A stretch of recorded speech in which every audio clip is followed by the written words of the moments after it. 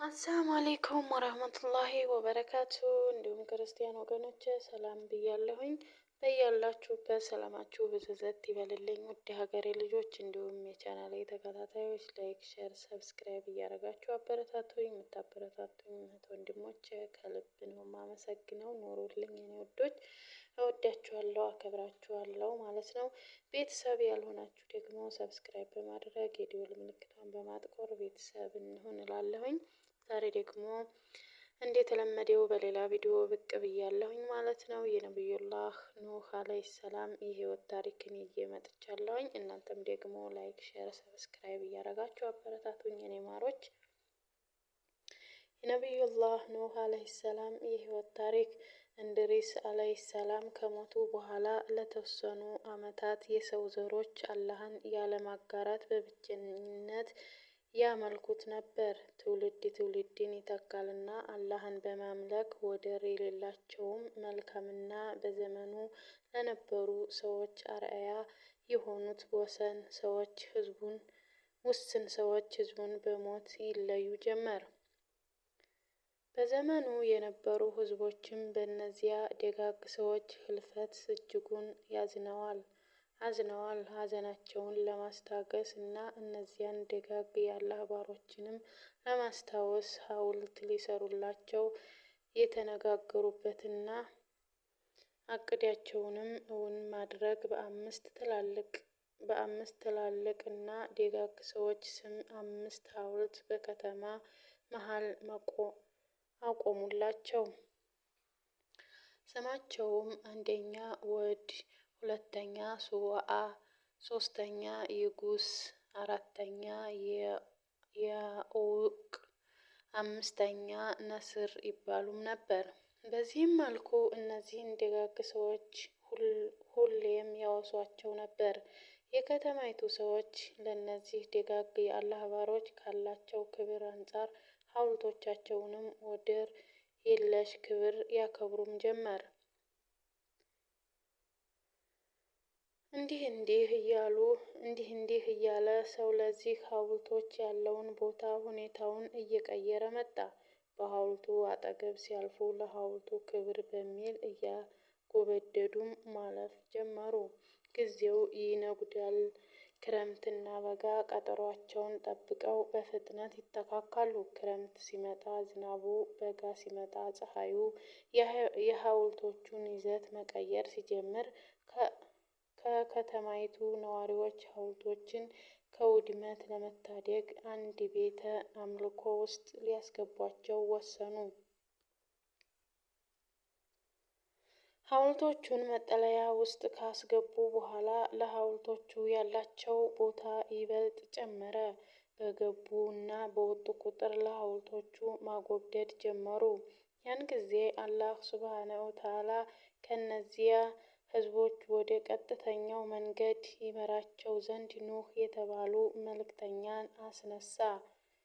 ኑህም ህዝባቸውን ሰበሰቡና እኔ ለእናንተ ታማኝ መልእክተኛ ነኝ፣ አላህንም ፍሩ ታዘዙኝም።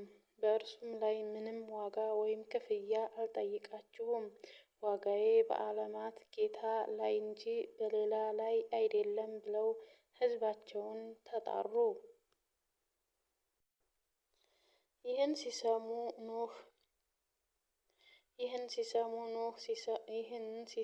ኑህን አለይሂ ሰላም አስተባበሉት። ምንም ሊያምኑለት አልቻሉም። እንዲያውም ያፌዙበት ጀመር። ኑህ አለይሂ ሰላም ያለመሰላቸት ዘወትር ጥሪም ያደርግላቸውም ነበር። የህዝቦቹ ማፌዝና ማላገጥ በበዛበት ጊዜ ወገኖቼ ሆይ ምንም መሳሳት የለብኝም፣ ግን እኔ ከዓለማት ጌታ መልእክተኛ ነኝ። የጌታዬን መልእክቶች አደርስላችኋለሁ፣ ለእናንተም እመክራችኋለሁ። ከአላህም በኩል የማታውቁትን አውቃለሁ አላቸው። የኑህን አለይሂ ሰላም ንግግር በሰሙ ጊዜ በጣም በመገረም አንተ ኑህ፣ አንተ እኮ አንደኛው ሰው ነህ፣ እንዴት ነው መልእክተኛ ነኝ የምትለው? በዚያ ላይ ጥቂት ተከታዮች አሉ፣ ሁሉም ግን ድሃና ኮሳሳ በዝቅተኛ የኑሮ ደረጃ ላይ ያሉ ናቸው። ደግሞም በሀብትም ሆነ በክብር ከኛ ጋር አትመጣጠኑም ብለውም አስተባበሉ። ያም አላንስ ብሏቸው እርስ በርስ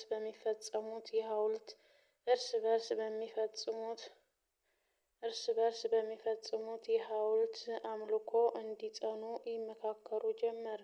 ኖህም የሕዝቡ ሁኔታ ተስፋ ሲያስቆርጠው በመለማመጥ መልኩ አላህን ልትፈሩና ይታዘንላችሁም ዘንድ ከእናንተው ጎሳ በሆነ ሰው ላይ እንዲያስጠነቅቃችሁ ከጌታችሁ ግሳጼ ቢመጣላችሁ ትደነቃላችሁን? እያለ ቢያግባባቸውም ክህደታቸው ይበልጥ ይጨምር እንጂ ምንም አይቀንስም ነበር። ምንም እንኳን ኑህ ዓለይሂ ሰላም የሕዝቡ ነገር ተስፋ ቢያስቆርጣቸውም ተልዕኳቸውን በሚገባ ማድረስ ላይ ቀጥለዋል። ኑህ ሌት ተቀን ሕዝባቸውን ስለ አላህ ሲያስታውሷቸው ሕዝባቸው የነበራቸውን ዳዕዋ ከመስማት ጆሮአቸውን መያዝ ጀመሩ። ጆሮአቸውን ይዘው መስማት እምቢ ሲሉ ኑህ ዓለይሂ ሰላም በምልክት ይነግሯቸው ነበር። ኑህም በምልክት ሲነግሯቸው ሕዝቡ ግን ዓይኖቻቸውን በልብሶቻቸው ይሸፍኑ ነበር። ምንም ተስፋ አልቆርጥም ብሎ መቆም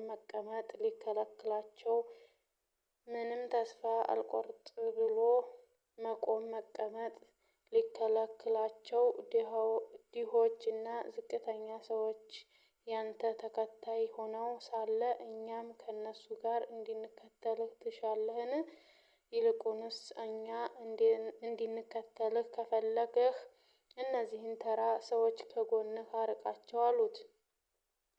ኑህም ዓለይሂ ሰላም እነሱ የሚሰሩትን አላህ ነው የሚያውቀው፣ እኔ ላባርራቸው አልችልም። እንዴትስ ረዳቶቼን አክባሪዎቼን አባርር ትሉኛላችሁ? ቆይ ባባርራቸውስ እኔን ከአላህ ማን ያተርፈኛል? አታስተውሉምን? ብሎ ጠንከር አለባቸው። ኑህ ዓለይሂ ሰላም መልካም ነቢይ ነበሩ። ሀብታም ድሃ፣ ደካማ ጠንካራ፣ ትልቅ ትንሽ ሳይሉ ለሁሉም በክብር የተላኩትን ዳዕዋ አደረሱ። ኑህ ዓለይሂ ሰላም ምንም እንኳ ለ950 ዓመታት ዳዕዋ ቢያደርጉም ዳዕዋቸውን ከ80 በላይ ሰው ሊቀበላቸው ባለመቻሉ ሁኔታው ከአቅማቸው በላይ በመሆኑ ለጌታቸው ስሞታ ለማቅረብ ተገደዱ። እንዲህም ሲሉ ለአላህ ነገሩት፣ ጌታዬ ሕዝቦቼ እኮ አስተባበሉኝ። በእኔና በእርሱ መካከል ወይም ተገቢ ፍርድን ፍረድ፣ አድነኝም፣ ከኔ ጋር ያሉትንም ምዕመናን አድን። ከዚህም በኋላ የኑህ ዓለይሂ ሰላም የዱዓ ጥሪ ዛቻ አዘል መሆኑን ጀመረ። እነሱም ለኑህ ዓለይሂ ሰላም ዛቻ ግድ አልነበራቸውም። ይልቁኑ የምትዝትብንን አምጣ እውነተኛ ከሆንክ እያሉ ይሳለቁበትም ጀመር። ኑህም ይህ እኮ በእኔ ቁጥጥር ውስጥ አይደለም፣ የአላህ ስልጣን ነው ይላቸዋል።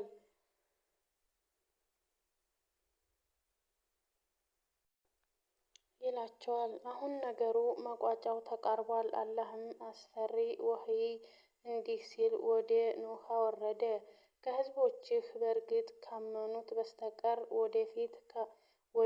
ወደፊት ካሁን በኋላ አያምኑም። ይሰሩትም በነበሩ ክህደት አትዘን።